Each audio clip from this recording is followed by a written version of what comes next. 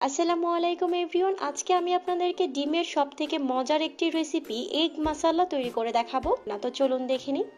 Egg মাসালার জন্য এখানে আমি 5 পিস সেদ্ধ ডিম নিয়েছি। এখন একটি ছুরির সাহায্যে ডিমগুলোকে এভাবে আমি একটু ডিপ কাট করে নেব। এতে করে ডিমের ভিতরের মশলাটা খুব সুন্দর করে প্রবেশ করবে। সবগুলা ডিম আমি একইভাবে কেচে নেব। চুলায় প্যানে আমি 2 টেবিল চামচের মতো তেল দিয়ে খুবই সামান্য পরিমাণ হলুদ গুঁড়ো অ্যাড করে দিলাম। তেলের সাথে হলুদটাকে হালকা একটু মিশিয়ে নিয়ে এখানে আমি ডিমগুলোকে ভেজে নিব। ডিমগুলোকে এখানে একদম হালকা করে ভেজে নিতে হবে। এগ মশলার জন্য একটি স্পেশাল মশলা তৈরি করে নিব। এখানে আমি 1/4 কাপ নিয়েছি পেঁয়াজ বেরেস্তা, 10 থেকে 12 পিস অ্যাড করে দিয়েছি কাজু বাদাম, 4 টেবিল চামচের মতো এখানে আমি লিকুইড দুধ অ্যাড করে দিলাম। এখন এই সব কিছুকে আমি ব্লেন্ডারে দিয়ে একদম পেস্ট করে নিব। মশলাটা পেস্ট করা হয়ে গিয়েছে, এখন আমি এটাকে একটা সাইডে রেখে দেব। চুলায় প্যানে 2 টেবিল চামচের মতো তেল অ্যাড করে এখানে আমি 1/2 কাপের মতো পেঁয়াজ কুচি অ্যাড করে দিলাম। সেই সাথে কিছু এলাচ আর দারুচিনি অ্যাড করে দিলাম। এখন পেঁয়াজটাকে কিছুক্ষণ ভেজে নিয়ে হালকা একটু পানি অ্যাড করে দিব, কারণ এখানে আমরা এখন গুঁড়ো মশলা অ্যাড করব। এখানে আমি 1/2 চা চামচ মরিচ গুঁড়া আর 1/4 চা চামচ অ্যাড করে দিচ্ছি হলুদ গুঁড়া। এই রান্নাতে হলুদ গুঁড়ার পরিমাণটা একটু কমই ব্যবহার করতে হয়। এরপর এখানে আমি 1/2 চা চামচ করে অ্যাড করে দিলাম জিরার গুঁড়া আর গরম মশলার গুঁড়া। 1/2 চা চামচ করে দিলাম আদা আর রসুন বাটা। স্বাদ মতো কিছুটা লবণ অ্যাড করে দেব। মশলাগুলোকে এখন খুব ভালো করে একটু মিশিয়ে নিব।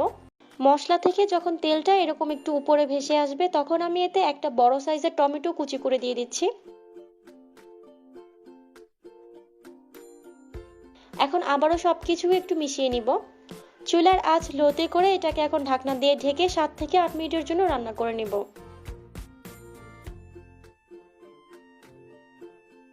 প্রায় 7-8 মিনিট পর দেখতেই পাচ্ছেন টমেটোটা একদম নরম হয়ে গিয়েছে আর মশলা থেকে তেলটাও ছেড়ে দিয়েছে। এই পর্যায়ে আমি আগে থেকে রেডি করে রাখা যে মশলার পেস্টটা ছিল সেটা দিয়ে দিলাম।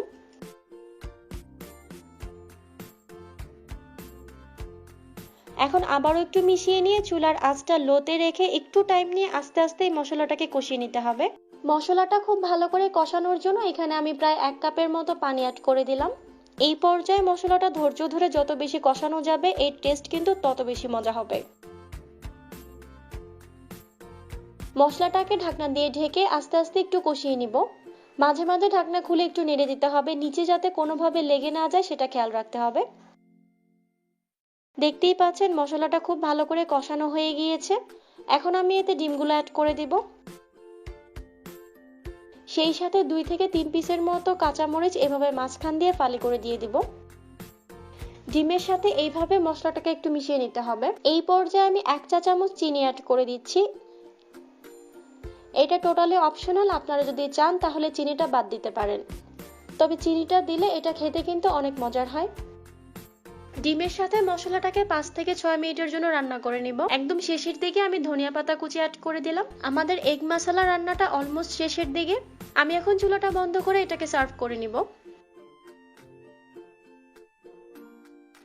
তৈরি হয়ে গিয়েছে অসম্ভব মজার এগ মশলা। এটা আপনারা বাসায় একবার ট্রাই করে দেখবেন, আশা করি আপনাদের কাছে অনেক ভালো লাগবে। রেসিপিটা কেমন লেগেছে কমেন্ট করে অবশ্যই জানাবেন। আজ এই পর্যন্তই, সবাই অনেক ভালো থাকবেন। আল্লাহ হাফেজ।